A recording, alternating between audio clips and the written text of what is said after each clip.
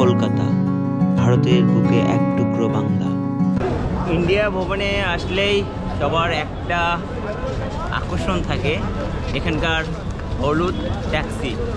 আমি এখন শিয়ালদা থেকে নিউ মার্কেটের দিকে, তো এখন হলুদ ট্যাক্সির সাথে দেখা করব। জীবনের প্রথম হলুদ ট্যাক্সি সামনাসামনি দেখব। আমি বেশ কিছুদিন থেকে ইন্ডিয়াতে ঘোরাঘুরি করছি। আমার শেষ গন্তব্য কলকাতা শহর।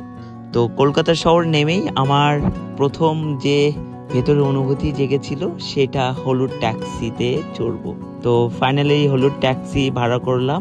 আমরা নিউ মার্কেটের দিকে যাচ্ছি। কলকাতার ঐতিহ্যের সঙ্গে জড়িয়ে আছে কিন্তু এই হলুদ ট্যাক্সি। এটাই ছিল কলকাতার ট্যাক্সির কিন্তু আদি পুরুষ।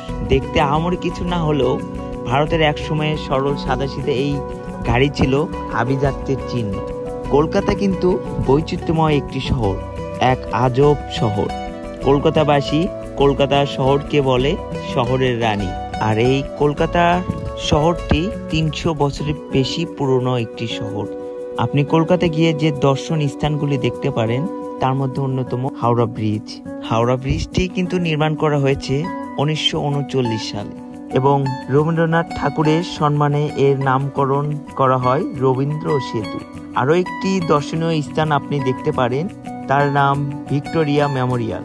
শহরের কেন্দ্রস্থলে অবস্থিত এই ভিক্টোরিয়া মেমোরিয়াল রানী ভিক্টোরিয়াকে সম্মান জানাতে স্মৃতিসৌধটি 1906 থেকে 1921 সালে নির্মিত হয়েছিল। এটি তখন থেকে একটি মনোরম জাদুঘরে পরিণত হয়েছে, যেখানে 25টি জমকালো গ্যালারি রয়েছে, যেখানে প্রাচীন ধন সম্পদের একটি অন্যতম সংগ্রহ রয়েছে। কলকাতা শহরে গিয়ে কিন্তু আপনি আরও একটি জায়গায় যেতে পারেন, কফি হাউস। আপনি কি কলকাতায় এসেছেন শুধু ঘোরাঘুরির জন্য? না, কেনাকাটার জন্য বেস্ট কলকাতার নিউ মার্কেট। অসংখ্য শপিং মল রয়েছে যেখানে গিয়ে আপনি শপিং করতে পারেন। আর হ্যাঁ, নিউ মার্কেটে গেলে অবশ্যই একটাবার সি লেদার্সে যাওয়ার চেষ্টা করবেন। আমার ভিডিওটি এই পর্যন্তই ছিল। সবাই ভালো থাকবেন, সুস্থ থাকবেন। ধন্যবাদ সবাইকে।